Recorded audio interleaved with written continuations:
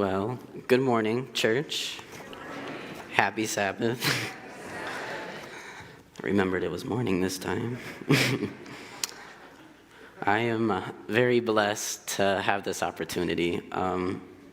We all are, most of us may be aware that we are still in the transition from our former pastor to hopefully another one soon. But I think, like in the season of testimonies is a good witness that we are not alone. We still have the testifying power of God still present with us. And being on stage in front of people is one of my big fears. This is my Goliath, so to speak. But when God calls, we're to follow, we're to respond. I'm just going to read in just a few verses from Exodus 3, verses 10, and we'll go to 12, 13. It says, "Come now, therefore, and I will send thee unto Pharaoh, that thou mayest bring forth my people, the children of Israel, out of Egypt. And Moses said unto God, Who am I that I should go unto Pharaoh, and that I should bring forth the children of Israel out of Egypt? And he said, Certainly I will be with thee, and this shall be a token unto thee that I have sent thee. When thou hast brought forth the people out of Egypt, ye shall serve God on this mountain." And I relate to this a lot. I look at myself like, who am I to be on stage to preach or just even share a testimony? But if God sees any value, he'll let you know, and we just gotta walk with it. But before I get started, I just have a moment of prayer. You guys don't have to, but I get on my knees if you guys would like to. Go ahead, but Lord, I'd just like to thank you so much for this opportunity. Just like as Pat said, to use the time wisely. I pray that my words be your words, my thoughts be your thoughts. You see some value in what's to be shared, and I pray that what you want to be shared is shared and nothing more. Pray that you keep my heart, my mouth, my mind humble, and that your message may be received and given to us and to the congregation and to all those who may be watching online. In the name of Jesus Christ, amen. Okay. So I guess I'll just start from the beginning. It's how I read the Bible. It's how I think a testimony is a good starter point. I think it's a little bit more than just like the transition to accepting Jesus. There's a lot of baggage we come to God with before we come to that point.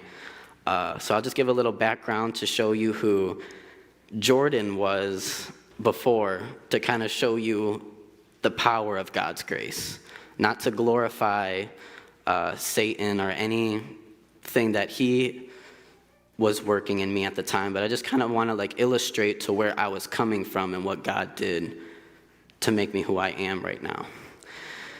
So I'll try my best to keep it brief.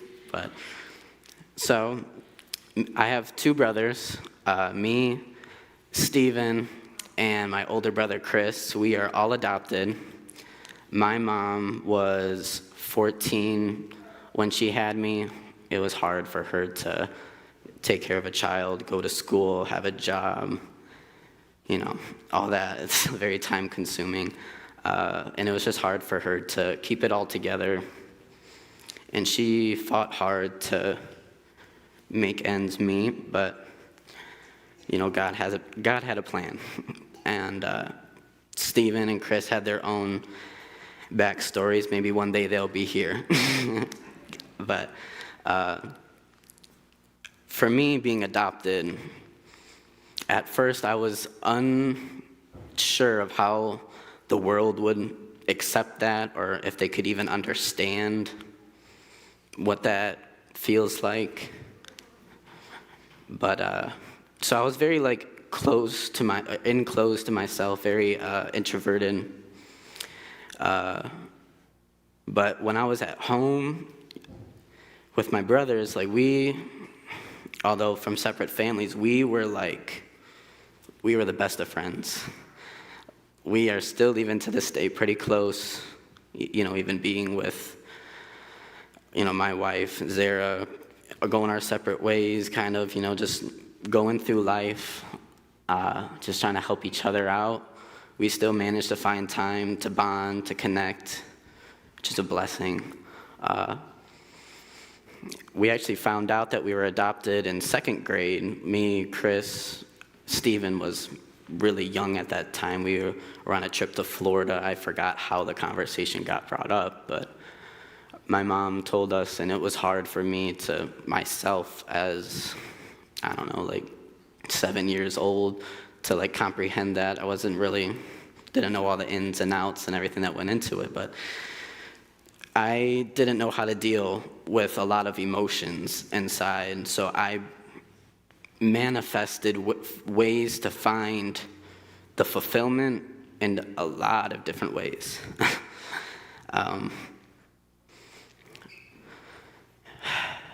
We are still in second grade. This is to help illustrate it up some certain points, but there was a girl that came up to me and asked me to go on a date in second grade. Mind you, I was in public school. I don't know if that helps to get an idea, but I had no idea what that was. I told her what the date was, it was Monday and whatever the day it was. And she was like, "No, I mean this." And I was like, "Oh, okay." And I was just like, "Sure." I didn't know anything, so I was just like, "Sure." And we're in second grade. We just talk to each other on the playground. That's dating, But this, I had a childhood best friend. We were very close. I met him as far back as I can remember. I think maybe preschool. But yeah, we were friends all the way up to college. Me and him and my older brother Chris, we're like the Three Musketeers. We loved music. We would get together. Chris was the drummer. He would find whatever he could to just bang on something. And me and my friend Isaac were, we were more, I guess, the guitar or people who would sing. We were a little bit more up front. But the school would have talent shows. And we would go into the talent show, the three of us, and we would perform. And even then, I had the stage fright. I would back out, and they would convince me to go back in, and it was just that back and forth, dilemma in my head, do I want to do something I love because I love to do it, or am I going to let, fear take over? And I still deal with that today, but it's in a lot healthier way. But going through elementary school, going through middle school, it was just kind of that same cycle. I didn't know how to deal with emotions. There were times where I would get into an argument and I would run out of the house. I would tell my parents why did you adopt me? Why was I adopted out of anger? And I just was very just rebellious. It's the only way I could really think of it. I would get suspended in school a lot just because I was just seeking pleasure to whomever I could find. If I could make the crowd happy, that was good enough for me. That was my happiness. So if I violated rules, if I did something the teacher didn't want me to do, or, try to be bold in class and express something just to make my friends happy, I would have done it. And I suffered a lot of consequences from that. And it was just this continual route of putting the world above God.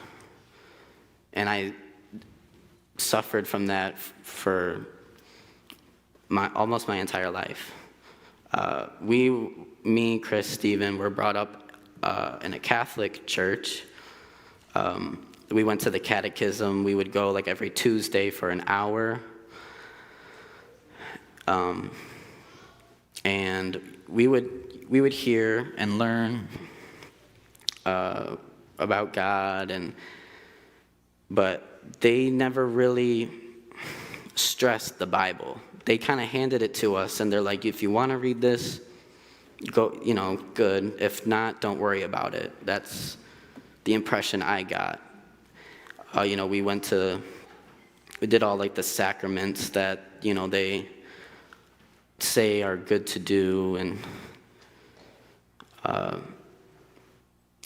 it came to the point in 8th grade where my best friend's mom got all worked up. I forgot what event was happening. I think it was like some solar eclipse, and she's like, oh, this eclipse is going to happen on this day at this time. That means the world's going to end. And, me being 8th grade at that time, hearing the world's going to end, I didn't know how to deal with that.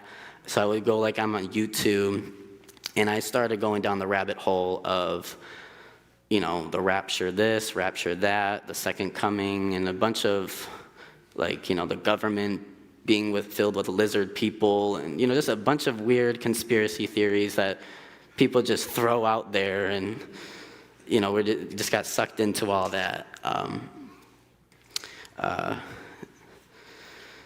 And I didn't really know what was true, and I wasn't really guided to what was true. The Bible didn't really ever cross my mind.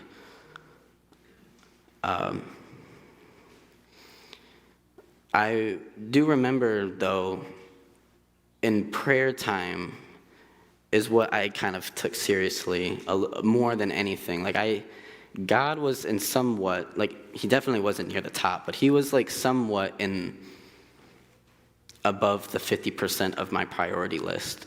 Because that sense of guilt from any time that I would do something wrong, before I go to bed, I would, pray the rosary, and my Stephen would sometimes join me, and we would kind of bond a little bit together. But then all that kind of just got washed away as soon as I went into high school. Backtrack a little bit. In 7th grade, Serenity, my wife, she was a girl that came up to me and had her friend ask her out for her. And I didn't know anything of her. She was more, the shy type, kind of stayed back in the crowd. And I had my eye on someone else at the time, so I said no, kindly. And we got reconnected in high school when my older brother, Chris, was on a FaceTime call. It was with Serenity's best friend. Her name was Cameron. They were just talking at the time, and me being the outspoken person I was, not in front of a crowd, I would, I just spoke out. I was like, hey, beautiful, just right then and there. And I got her Snapchat, just some sort of social media. And the very first thing I texted her was, hey, baby cakes. And she was just like, hey. Didn't really know how to respond to that, but rightfully so, looking back. But that was just very outspoken when it was by myself. But And then like when I was trying to like please other people, I was a pretty big man pleaser, so to speak, with friends or whoever, just to win the attention, because I didn't have the attention that I was seeking at home. My mom, my father had some rough patches, and they separated. And being adopted, I saw the family that I was given as a second chance. And to see that crumble, that was hard. But serenity came along right when that was happening, and all that kind of was just pushed to the side. I remember like all my attention was focused on her. Then it was a matter of like sneaking out at night, or just saying I was doing things I wasn't actually doing to cover up the things I was doing to save the relationship, and just this whole rat race of trying to fulfill that attention, that uncontrolled lust as a young boy. It didn't stop me getting caught. It didn't stop me getting grounded upon months. I really, at that point, didn't care, because she was the love that I was looking for at that time. Behind it all, I was looking for love. My father and my mother gave a different picture of love than what God does, but who can? No one can. But I went with what I knew. I didn't read the Bible. I didn't know much of God, just heard of him from what my teachers from school would say, or the priest on Sunday would say. And I was an altar boy for some time. And I was told that I would have been bestowed special graces, fulfilling this duty. So I thought, to make my mom happy, to do this role. And then Stephen, he joined me for some time. He was kind of, I don't know, he was always there by my side growing up. He was. I don't know if I was just the brother that he was looking up to, but he just seemed to be there by my side all the time.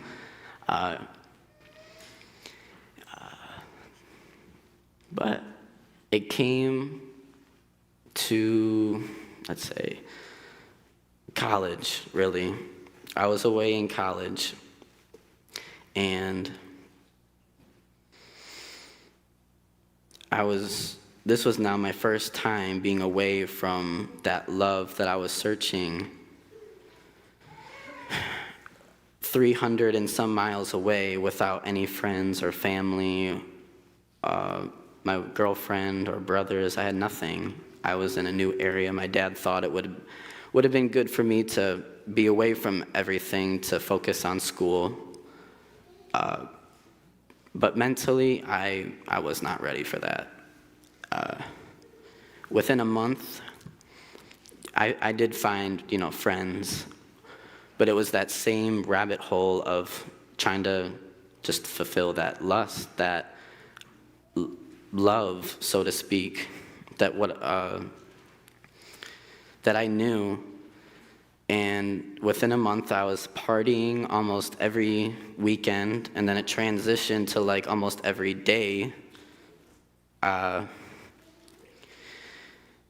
And day by day, things just kept getting darker and darker. The alcohol wasn't helping. The smoking wasn't helping. The going out and getting as many friends or being popular or just knowing this person or that person wasn't helping. Having these big ambitions of becoming a rapper wasn't helping. No matter how many songs I wrote, no matter how many times I performed it in front of people, none of that was helping. I went to like great lengths to like be this person the world wanted me to be. I was carrying so much weight the world was throwing on me for so long. It was hard to like keep up with it. All my resources were going into things that were killing me or just being wasted away. I would just waste money on clothing, like $500 on a hoodie for attention, just to walk around and say, I have this logo on my back. All that is just, it didn't really fulfill what I was really seeking. But it came to a point where me and Serenity, because of me doing out my own thing, and she was, back down here, I pointed the finger at her, and I was like, it's you. I put the blame on her.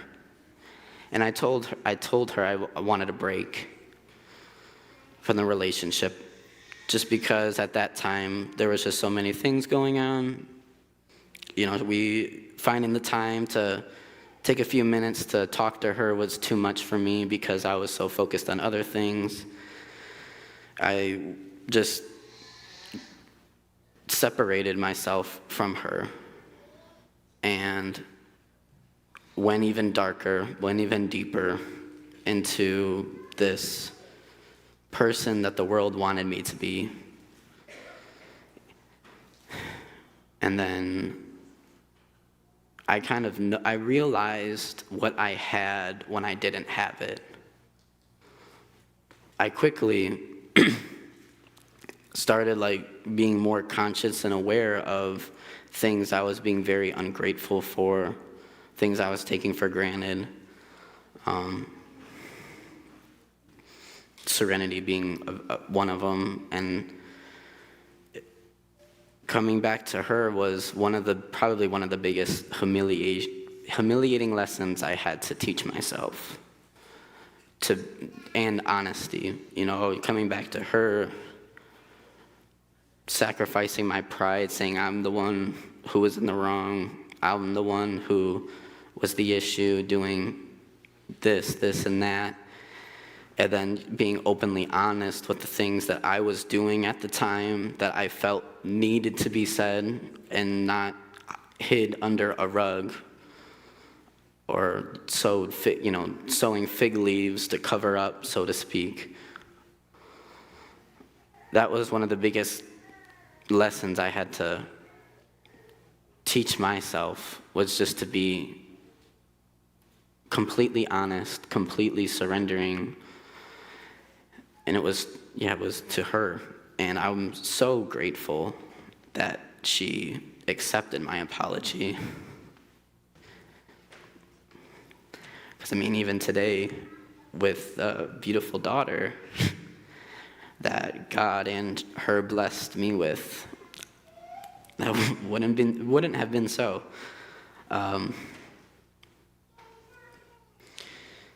So she accepted the apology, and I was just so happy just that she was there, that she was back. And again, about a month went on, and we came to a part where, and I forget how all this happened, because at the time I was just so intoxicated. The order of things is so rearranged. But we came to the point where there was another fight, and I found out something that was hidden under the rug, and I used that as some sort of leverage to point the finger again, saying like, oh, I was openly honest. Why aren't you? What else is not really being told that should be told? And that night ended really in a bad, I shouldn't say in a bad way. There was a big blessing that happened that night, but I stormed off, and this was like while I was in college. But this was a lesson where I had to learn, was that I can't depend on anybody else for the love that only God can give. And that's what I was struggling my whole life with. I was searching for friends, searching for a career, searching for, my future girlfriend or wife, for all these other things for happiness. And God kept telling me it's not there. Or like true, fulfillment or true purpose. It wasn't in them. It's in God. And that night, I walked just around the campus. Usually me and my friends would just walk around the block at night. And I did that by myself this time. And there was a bridge, usually in that route. And I came to the bridge. And I looked off the bridge. And I really started being unreasonable in the intoxicated state of mind that I was in. I questioned if I should jump. And I kind of backed out, and I was like, but what is there in life? I went through the list of everything. I was like, my family isn't the way I want it to be. Me and my girlfriend aren't the way I want it to be.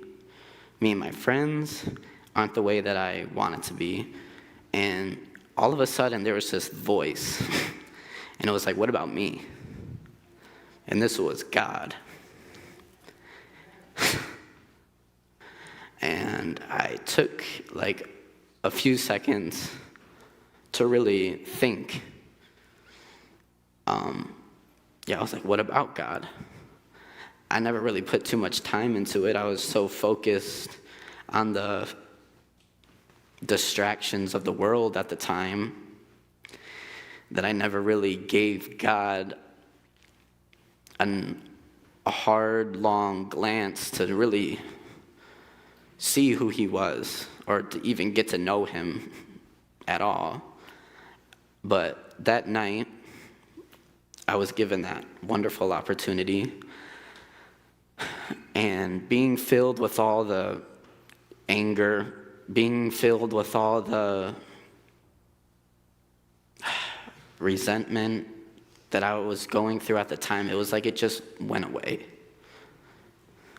I really don't know how to explain it, but the burden that life brings was just gone.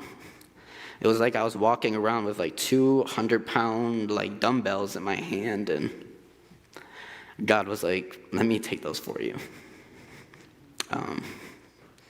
So I continued my walk the way that we would normally go, just around the campus, and I started to think more and more about God. And I just came to the point where I was like, I just want to give my life to him. It just like that. I was like, I can't put 100% of my trust in anyone because, well, we're all human. We all make mistakes. Putting that burden on someone else isn't right. So I just gave my life to God. I texted my mom. I was like, for Christmas, I know it's, a few months away. I think it was October maybe at the time. I want a Bible and a rosary. That's what I knew. And I was going with what I knew. And my mom was like, really? Why? And I just told her, I feel like I just need God in my life. I didn't know how to express everything I was going through at the time and was scared to tell her everything that was going on in my life at the time that led to that. So I just want a relationship with God. Christmas came. I got the Bible.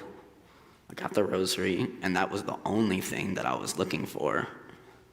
I was so happy when I saw the leather covering and it said Holy Bible on it. My eyes just lit up, my heart lit up. I was like, cool, thank you. And now comes a very interesting part. At the time, in college, I gained this really, really bad habit of smoking. And weed is not an easy thing to just take away like that when you've been doing it almost every single day for the past 2 years. Day, night, in class, out of class, during test, out of a test, in parties, not in parties, like every day, almost all the time. It was not healthy. And while the very first time I decided to open the cover of this book was when I was smoking at the time. But for me to even open the cover, my hand was like trembling. It was extremely hard for me just to flip this over. When I decided to open this book, I instantly felt this dark, overwhelming presence over my shoulder. And I was like, Satan, are you trying to get me to not open this book? I kind of took it as a challenge at the time. And, I gave all my strength I had to open it. And my mind was just so burdened. While I was reading, just the few first verses of Genesis, of creation, that's where I came to first read the Bible. I just started from the beginning because I didn't know where to start. But it was just so taxing for my mind to just read verse line by line. I was getting headaches from just reading a few verses. But being under the influence I was to weed at the time, I was in this different reality of, it was like this battle of spirituality, kind of like, what side are you going to take? I heard from other friends that, they kind of go on these spiritual trips or highs, and they see things. And me personally, I experienced a lot of weird things as I started giving my life to God. This first encounter was, I think me opening the Bible was the first encounter. But from there, that same dark presence kept coming back. And me being so blinded to the sin that was right in front of me, I kept asking why. Why am I experiencing this? And I kept trying to use human logic, reasoning to figure it out. And kept coming up with these very wrong just conclusions. But I never stopped reading. I would keep, I went down the rabbit hole of YouTube and the end times and all the things that were going on at the time. And these encounters I was having was making me want to look into it more.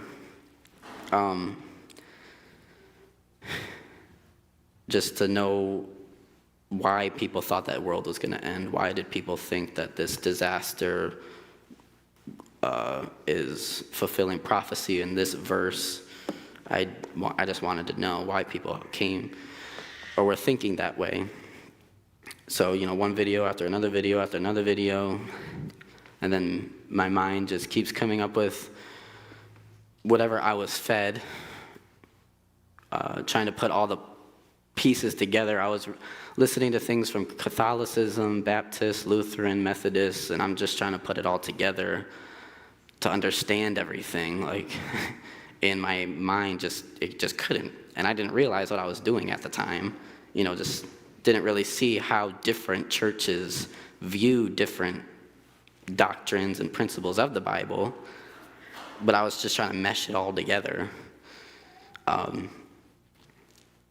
But yeah, time goes on. I continue to read. A few verses leads to a chapter. A chapter leads to 2 chapters. Smoking kind of died back in the process. My attention it became more and more invested into the Bible and less into things of the world at that time. And I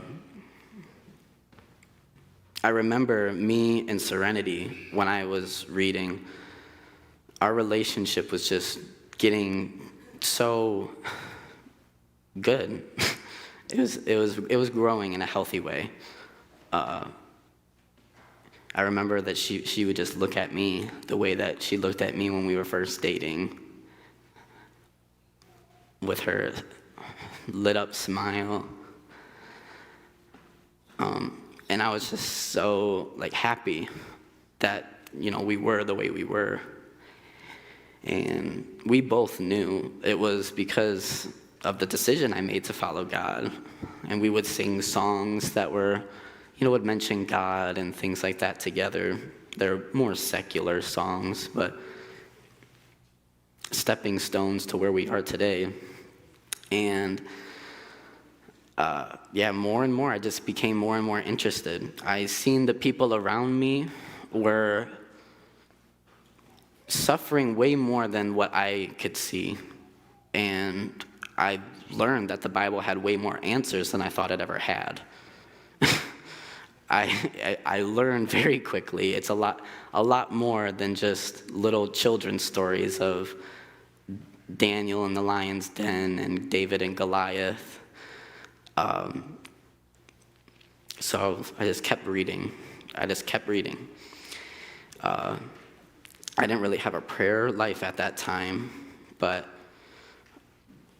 day by day there was more and more choices being made towards God than anything. And slowly that's how it progressed from where I was. And then it came to the point where now me and Serenity were going to college together. We were both going to the same college. I was going in for electrical engineering. My dad was a mechanical engineer. And my dad told me that when you graduate high school, it's either you get a job, and you pay rent, you go to school, or you're getting kicked out. And I didn't know what to do, even after taking, welding classes and music classes in high school. I didn't have a set, I want this for the rest of my life. I didn't know what to do. And my dad seemed really happy of the choice of an electrical engineer. I thought it would make him happy too, which is why I picked it, honestly, was for him. Because me and him never talked. We never had that relationship together, so I thought maybe this can get us to talk. And Serenity at the time she outdid me. She was going in for neurosurgery, being a neurosurgeon. I was like, well, you're going to be the one who's going to be paying the bills. But that semester, it started off pretty well. But the encounters that I was getting with reading, with the dark presence, and just these weird spiritual manifestations, so to speak, were getting more and more intense. Because as I was trying to read and give the choice to God, I still, at the same time, being back in college now, was being tempted to keep living the life that I was in. And I would try to follow God and,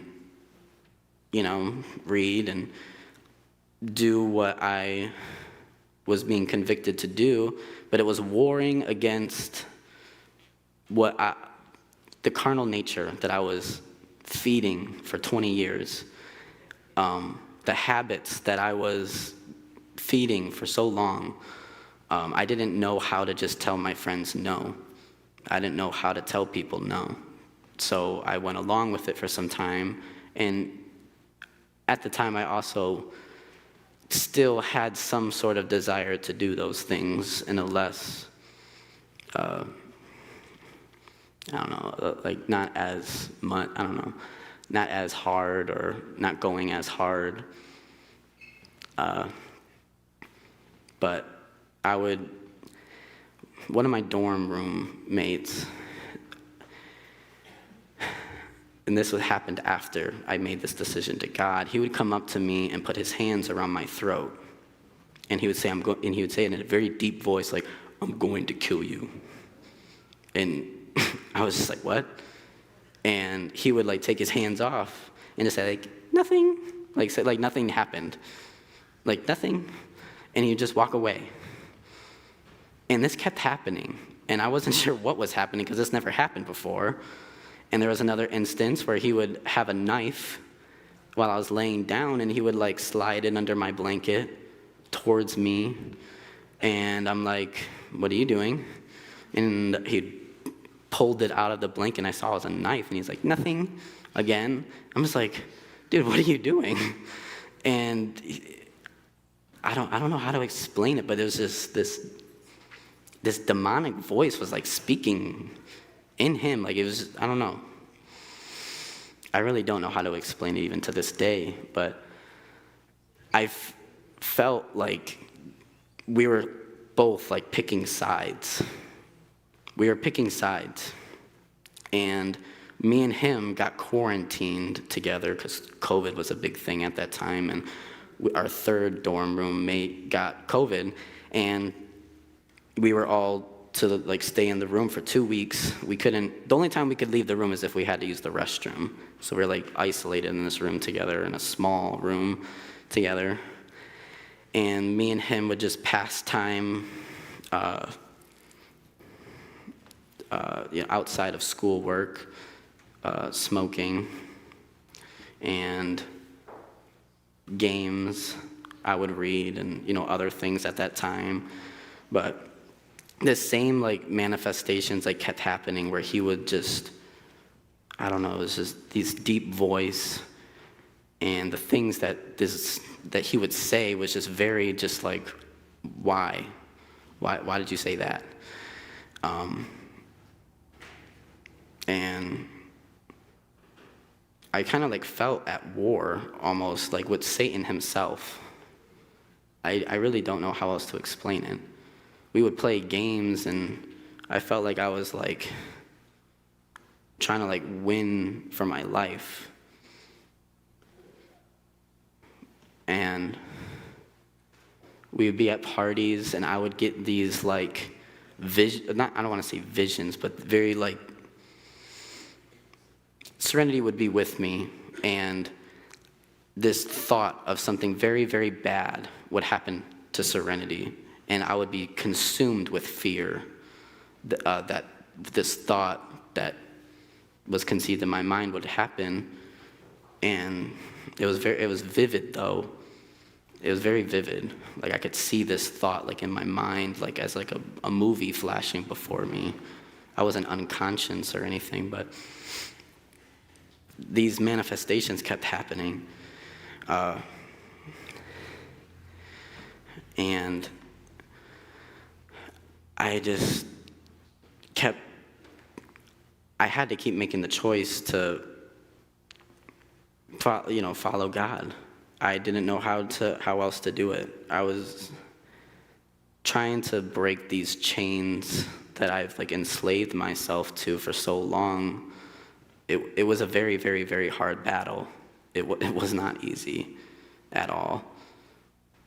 But I came to the point, like after reading for some months now, maybe like 6 months, I realized that I was getting close to the New Testament, and me with the knowledge I knew, I was like, oh, the red writing means Jesus is speaking. And so I was very excited that I would get to this portion of the Bible, like as if like the Old Testament wasn't God trying to speak to me, but I was just so like happy that I was going to see these red letters start to appear on my page, and that's when everything changed. That's when I full-heartedly put myself in God's side and took my foot off the world. I put both hands, both feet on the ladder and decided to climb. It was almost like one night, I just decided to not smoke no more, not to really join any parties no more, not to just associate with that kind of group anymore. And I isolated myself since I was dorm mate still with my friends that I would party with. I isolated myself in Serenity's dorm. Her dorm mate was usually not around and with her boyfriend. So we had like a lot of quiet time in there, and I would just read the Bible like hour after hour after hour after hour. Serenity probably thought I was going a little insane. But I would wake up in the morning early than what I would normally do just to make room for God. And one book after a book, I was like reading Matthew in like 2 days, Mark in like a day, Luke in 2 days, John in a few days. I was just flipping through, just so invested into it. And I started really seeing principles, like practical principles more plainly being stated, like how to pray, how you should fast, how you should give alms or, offerings. Not just like, not the outward adultery, but the spiritual adultery. Like a lot of things that I was just completely blind to, I didn't even know were in the Bible. And I was like, wow, I am a very wretched man. I had to first accept that alone, how wretched I was at that time, and just put all my faith in God, that he would take this dark soul and accept it. And it was very hard for me to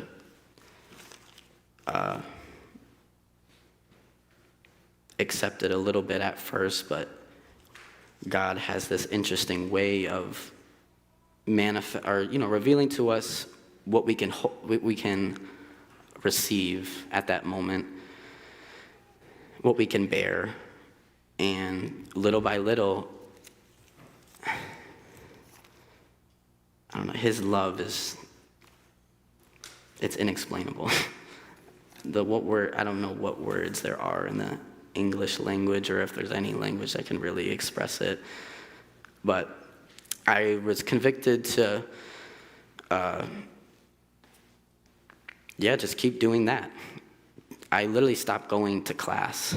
I stopped hanging out with friends. I stopped doing everything, like everything. My career and my heart was the Bible. That's what I wanted to do. In my mind, I was like, this is going to be my major. This is what I want to do. So I stopped going to class, and I read day after day after day after day until the semester ended, or coming near to ending. And I would have conversations with my dad, and I was like, I just don't know what to tell you or how to explain it, but I want to be a Christian. And he was like, what? And I didn't know how to tell him, but just tried my best. And, I went from wanting to be an electrical engineer or, in my heart, at the time, I wanted to be like a rapper. And now my whole mind was like, let's be a farmer. Let's be a shepherd. And so my whole mind just did a 180. And I left college. And I lived with my dad for a little bit. And I was so in love with what I was reading that I couldn't not tell someone about it. My dad was he was probably like the least religious person in our family. And I felt the need to just share, to maybe it would inspire him. But day after day, I come to find out that it was doing the opposite effect. He was getting he wasn't liking it. And it came to the point where he told me, it's either you continue to read or you continue to do your holy roller thing, or you can stay here. But if you keep doing this, I don't want you here. So I left. And that was a hard night for me. Then I walked, some way. Serenity came, picked me up, drove me to my mother's house, because at the time my family was split. And then I came to my mom's, and it came to the same part, or the same point, where I would share, and my mom was a little bit more accepting of it. But it came to a point where she was a little fed up with it, and I overheard her on a phone call saying, like, I can't deal with this anymore. Can someone come here and get him out? And I told her, I was like, I'll do you the favor and just leave myself. And I left. And I walked the whole way to my grandma's house, which is where I'm at right now. And I just kept seeing that I had to make a choice. God was really using these things to show me, like, who are you going to pick? Who are you going to follow? How much are you willing to sacrifice for me? And family was a big one.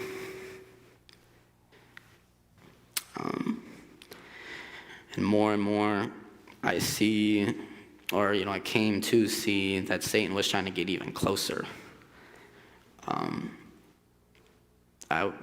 Me and Serenity at the time were like, we were growing and growing and growing, and then there was a part where it was almost like we just weren't walking together anymore.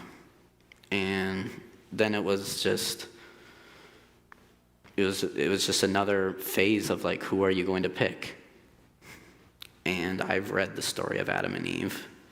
I saw how Adam picked Eve over God and saw the consequence of that. And I just kept going with it. But even along with this sacrifice that I was living, now me and my mother, or me and my dad, me and Serenity, we're closer than we've ever been. It's interesting how God uses these means to, like, test your faith, but also at the same time to heal the wounds that have been made. Because now, me and my mom, my cousin Aaron, other cousins Jake and Dana, like, we're all in this, Bible study together. And I'm seeing how my mom wants to, like, give her life to God now. And just to see how God works is, it just blows my mind every day. And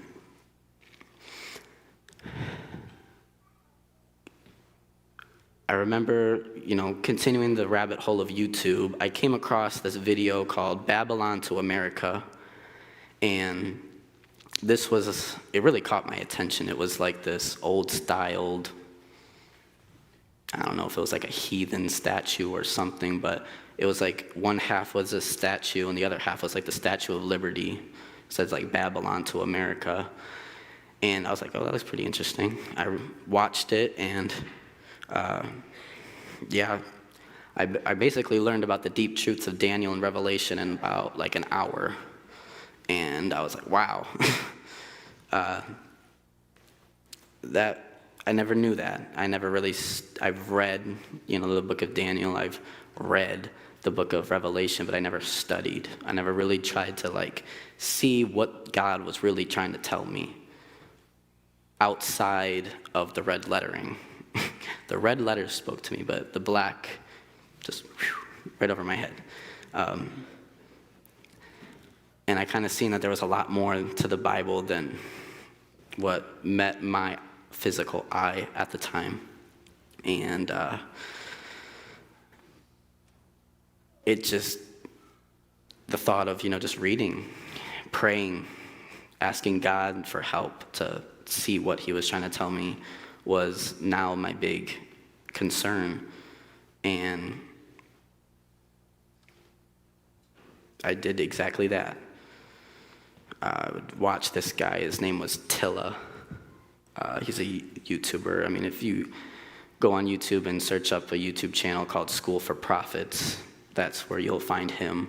And he has a bunch of amazing content out there for anyone who's trying to study Daniel, Revelation, the state of the dead, hellfire, just a lot of things I was so blind to, didn't know were. But he was kind of like my teacher at that time, because I didn't go to church at that time. I learned that the church I was going to was not teaching the right things. So I kind of just isolated that aspect of my spiritual life to my kitchen table and the Bible. And I came to realize that there was a little subtitle or a little symbol in his screen. It said SDA. And I was like, what does that mean? And I looked it up what it meant, and it was a church. And I was like, oh. So I looked it up in my Google Maps, typed in the nearest one, and this one was 2 miles down the road. And I was like, well, we got to give that a shot. And man, when I walked in these doors and Marilyn greeted me with such a warm welcome, when Gabby came up to me and invited me to go to potluck, and I don't know, this church felt special. I was so happy that I was here. And I remember asking Gabby just so many questions. I was putting her on the spot. During potluck, I was I'm learning this, and this. And I was like, what do you know that can help me learn about these things? And Doug Batchelor, David Astrick, and she gave me other people to look up. And I was happy. I was very happy that, what she was telling me. And, for so long I felt alone, in this journey. And then coming to this church, I realized that there's a lot more than just me trying to be the example to my family or to my dad, to my mom, to my brothers, to my friends. I was walking by myself for so long. And then here, I felt a big relief, see, it's not just me. I'm not just misinterpreting the Bible. This is real. There's a whole church that believes this. And what a big relief that was.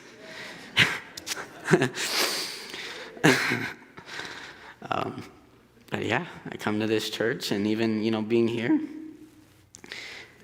it's not you come to this church and you just plateau.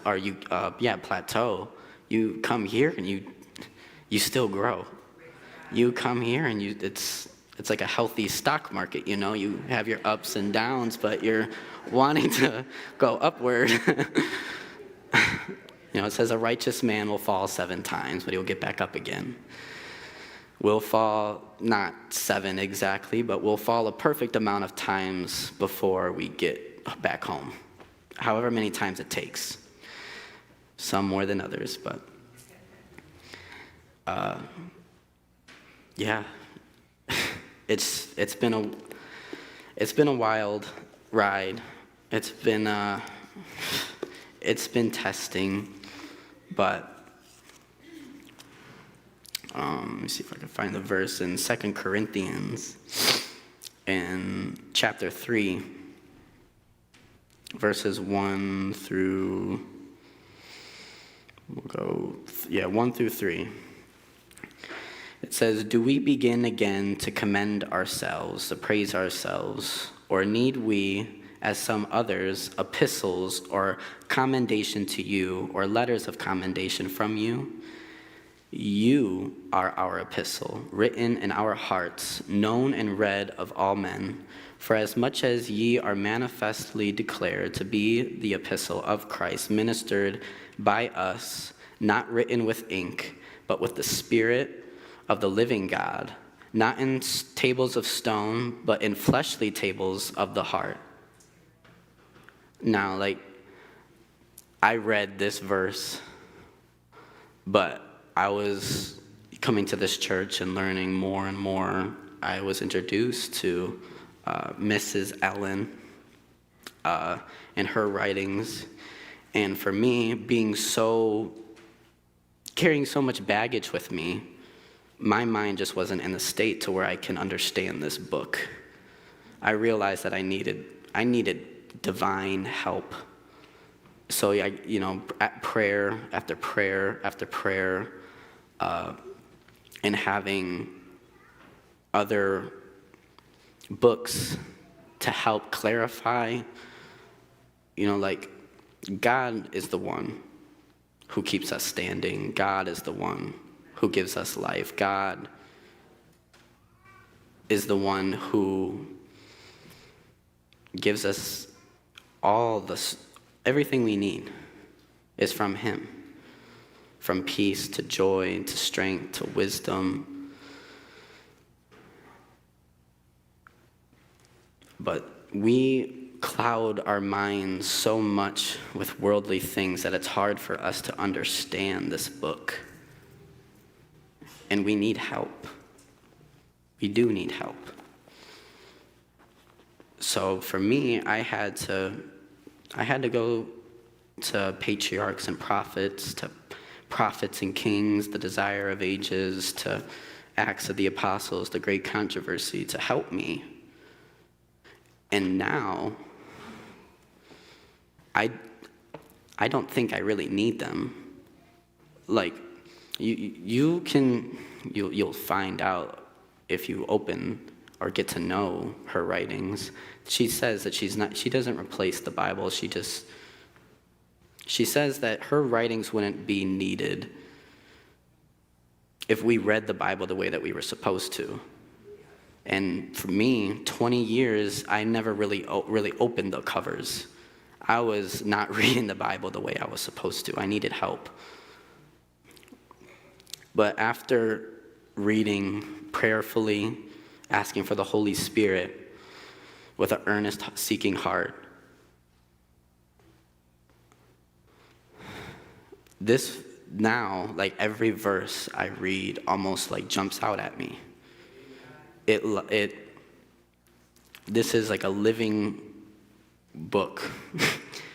It speaks to me, and it'll speak to everyone in everything. This, it's not just to learn about Abraham or Daniel or the people written in here. It's to get to know God. This book was given to us to know God. And the people are recorded, to help us see how God worked through them. If we make the choice for God, he'll show us what happens. And the same, if we don't choose God, what will happen? But in every way, God shows us a very distinct and very unique character of himself in every chapter, in every passage. And, this community needs help the same way I needed help. And I'm so happy that this church goes out to the community and tries to reach people in need. Today we're going out to share the great controversy, and people need it. This world needs it. And I pray that, we all kind of do what I'm doing today, like being up here. Yes, this is my Goliath, but we have to God's calling us, and we just have to answer. We just have to respond with, "Take me, Lord." So if the Lord is speaking to you, I hope that just whatever I shared can be of use of some motivation to just make that choice to choose God, to choose the Holy Spirit's conviction to go out to help the world, because there's a lot more than just me who are looking.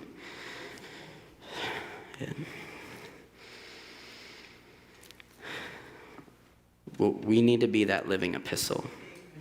God's word is not only here, but it's in here, like we just read in 2 Corinthians. We are to be living epistles, living workmanships of God's hands. This is the testifying power of God and his grace.